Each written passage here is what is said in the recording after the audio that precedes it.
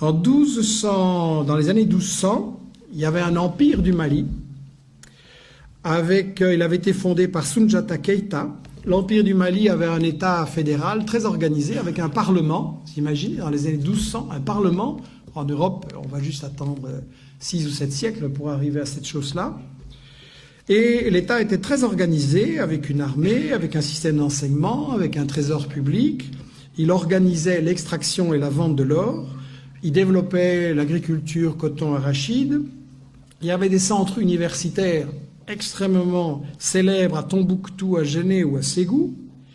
Et un des successeurs de Keïta, Boubacar II, 2 siècles avant Christophe Colomb, a lancé 2 expéditions maritimes pour découvrir l'Amérique.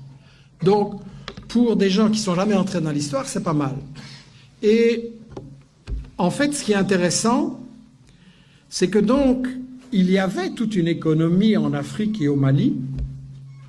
Il y avait une économie avec un commerce, des caravanes qui remontaient de la Gambie, donc de l'ouest de l'Afrique jusqu'à la Méditerranée.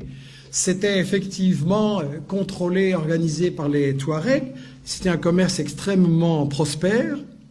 Et quand le colonisateur français est arrivé là, intéressé par les matières premières, qu'est-ce qu'il a fait? Il a totalement disloqué, brisé ce commerce.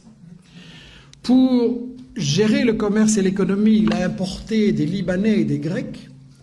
Et ensuite, la grande démocratie française, qu'est-ce qu'elle a fait? Elle a assassiné des milliers de professeurs de langue arabe. Pourquoi? Parce que ce commerce entre toutes ces régions et tous ces pays, quand vous faites du commerce, vous avez besoin d'une langue que tout le monde comprend. Aujourd'hui, c'est l'anglais. Vous voulez faire du commerce, c'est l'anglais. Et à ce moment-là, c'était l'arabe.